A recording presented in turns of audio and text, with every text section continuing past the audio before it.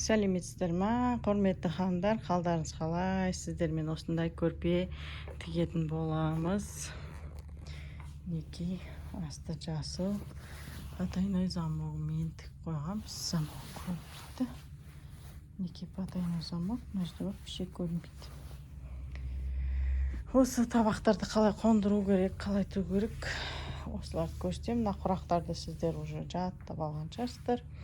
Құдық құрақ, нүкте құрақ дейді, мына қарама қарсы құрақ, мыналар тырналары, турецкий велюр, ленталардың ширинасы 3 см, шетіндегісі 4 см, мыналар 5 см-ден.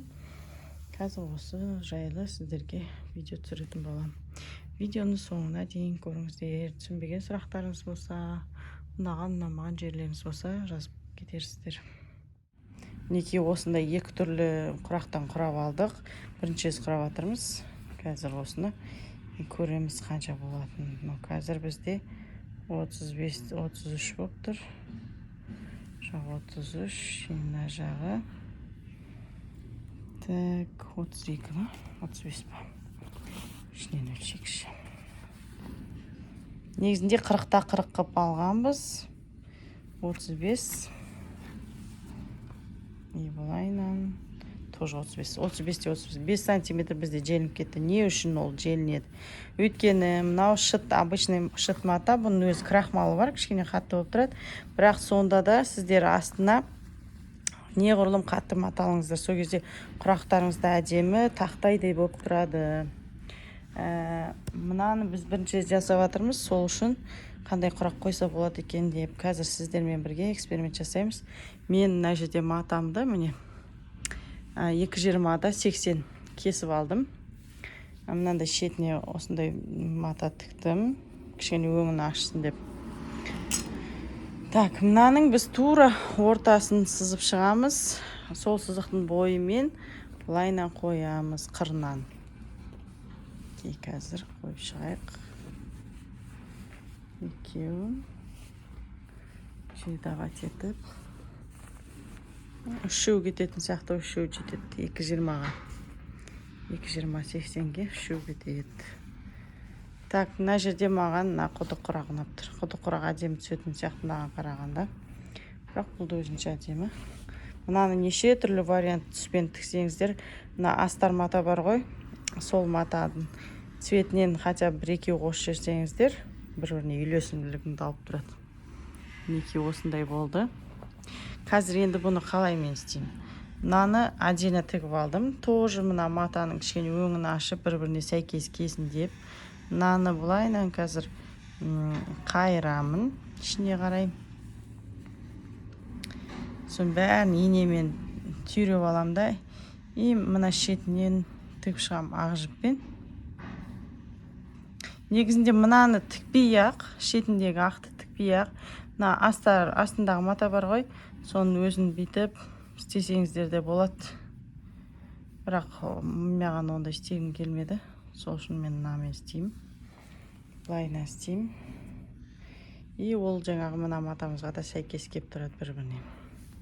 Осындай тырнақ құрақ жасасаңыздар күшті көрінеді. Сіздер бұндай құрақты көрген шығарсыздар уже. Біз енді бірінші жасап көріп жатырмыз. Қазір осыны жасаймыз. Соны сіздерге көрсетемін. Так, сіздерге енді мына құрақтың матаның бетін қалай дұрыс бөліп, содан кейін жаңа құрақтарыңызды әдемі орналастыруды көрсетіп жіберейін. Мысалы, менде 2,20 болып тұр мына көрпенің ұзындығы, иә. Мен мына жерді 80 болды, тура ортасынан бөлдім де 40-тан. И соны ортасын тура таптым. Енді 2,20 менде бөлеміз 3-ке. 3 табақ қоям ғой, 3-ке бөлем. 73-те 4 примерно жасаймыз. Міне 74-ті жасаймыз. Біз 74 қып бұлай бөліп шығамыз. Так, 74-тен есік жауып қойдым. Пойыз жүріп жатыр. 74-тен бөлеміз. Енді 74-іміздің ортасын табуымыз керек. Бөлеміз тағы да 2-ге. 37-ден неке.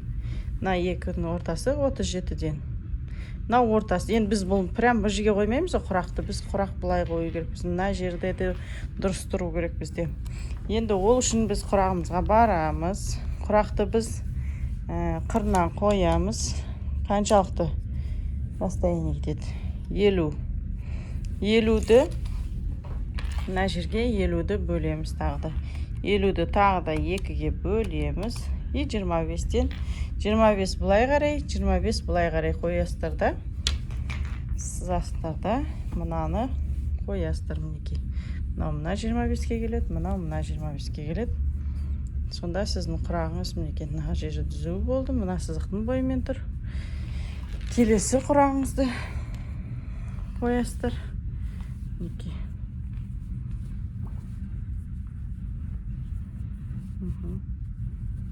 Кішкене қысқарақ екен. Мінекей бұлай. И бұлай қойып шығасыздар. Все, қазір полностью айландырып отырып, инемен түйреп аламыз. Соген тігеміз. Қазір көрсетем, қалай түйреу керек, қалай қайыру керек соны. Мынаны айтып жіберейін, мына жерде тікеміз. Мынау матаның енінен кесілген. Мынау бізде ұзыннан тұр. Сол үшін мынау кішкене екеуін, негізінде екеуі де ұзыннан тұрғаны дұрыс. Сонда жиналмайды. Мына жағы жиналып кетіп жатыр. Оның үстінен мына матаның шеті бар ғой, сол кесілмей қалыпты. Содан да болуы мүмкін. Осы шетін алып тастаңыздар. Обязательно алыну керек бұл. Не істесеңіз де. Так, осыны қазір түйреп шығамыз. Так, мінекей қойдық, орналастырдық. Енді осыны түйрей бастаймыз. Мына матамызды неғұрлым мына жердегі расстояниямен бірдей қайырғанымыз дұрыс. Мына жерде екеуін тігілген жер бар ғой. Мына бір 0,7 мм. Сонымен бірдей қайырып аламыз бетіп. Әдемілеп. Лишний шығармай қойған дұрыс. Мына жерде матаңызды егер көбірек алсаңыз, мынау жаңағы тігілген тігістен ары қарай асып тұрса, онда сіз тігісті мына жермен де жібере берсеңіз болады. Мына қызылдың бойымен. Сонда мынау кішкене бұлай тұрады. 3D болып тұрады. Бұлайнан қойып, мына жақтарын көріп алыңыздар, түзу келсін. Инемен түйрейміз. Бисмилла. Мен де бірінші рет жасайын деп жатырмын, сіздермен де бөлісіп жатырмын.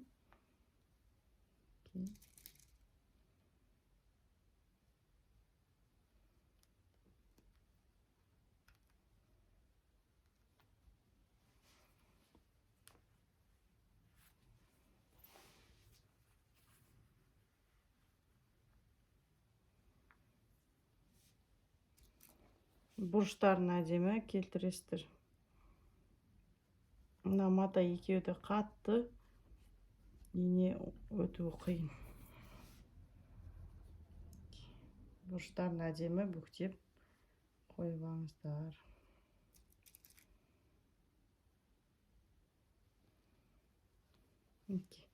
Осылайынан түйреп аламыз бәрін. Менде көрдіңіздер, жаңа мата мына жақта, міне тігіс менде мына жақта тұр. Мен тігісі мына жақта тұр.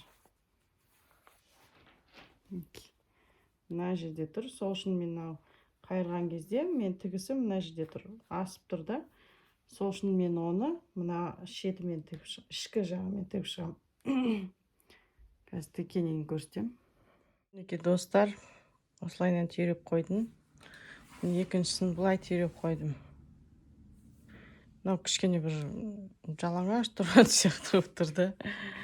Мынау маған кішкене көңілімнен шығып тұр. Мына жерден бәрін астына қарай қайырып жібердім. Бірақ пустой болып тұрған сияқты да, мынау кішкене толыққанды болып тұрған сияқты.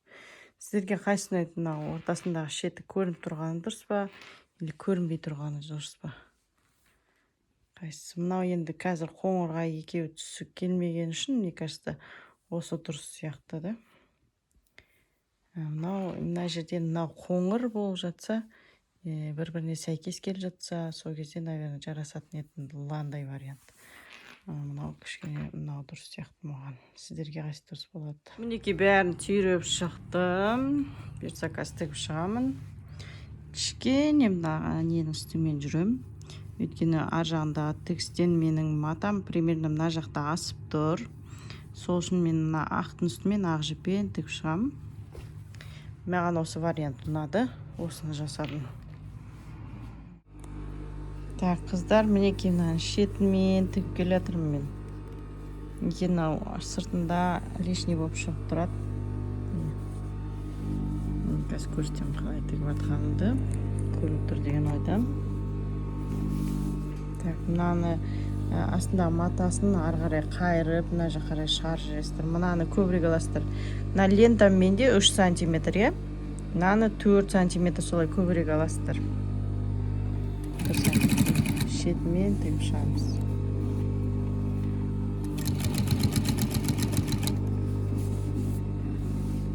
Мынандай орта жолдан бастаңыздар, мына жерден бастасаңыздар қиындау болады. Соңғы мына бұрыштары кішкене қалындау болады екен. Сіздер андай бытовой машинкамен тікпегендеріңіз дұрыс енді. Или көресіздер ғой, мына жер 4-пен, кішкене шагын үлкен қылып алып сөйтіп тікпесеңіздер, мынандай промышленный не болса бұрынғы апаларымыздың машинкасы, ағаш машинка, солармен тіксе болады. Кішкене қалындау машинкаларыңыз қиналып қалмасын. Қазір мен қолыма ұстап отырып тігіп отырмын. Закрепка бердім. Все.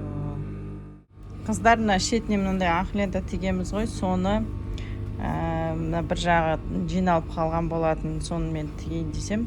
Мына жақтан тіккенге маған неудобно болды. Төңкеріп тігіп жатырмын енді. Сол төңкеріп тіккен кезде мына лентаны астына қойып, екі бүктеп, я? Содан кейін үстінен былай мына матаның үстінен тіксеңіздер, мына жағыңыз жиналмай әдемі түседі екен. Сондай лайфхак. Мына лентаңыз астында, матаңыз бетінде тұрсын. Тігіп алдық мыналарды.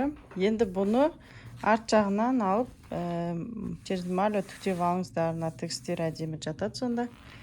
Мына жерде жиналғандар шықпайды. Все, мына шетін көрдіңіздер ма? Мен тігіп алдым. Мына жағы сөйтіліп тұрған болатын, жаңа әдемі көрінсе тегіс болды. Астына қою керек екен үстіңгі лентасын. Сондай. Мінекей тігіп біттік. Мінекей көрпемізді бітірдік. Осындай үшеу болды. Так. Мінекей. Мына жерде мен ойлаймын мынаны кішкене мынаны былай қарай жылжытып, мына жеріне кішкене кішірек, былай 20-да 20 па, осындай екі кішкентай ортасына жіберіп жіберсе болады деп. Ну, первый блин комам дейді, сол үшін бірінші көрпе осылай шықты.